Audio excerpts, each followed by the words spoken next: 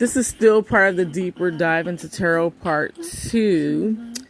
So, also I'd like to add that mystical groups such as the Theosophical Society and the Rosicrucians turned tarot into American fad during the early 1900s. Many American tarot practitioners use a set of cards known as the Waite-Smith deck, created in 1909 by A.E. Waite, a British member of the Hermetic Order of the Golden Dawn.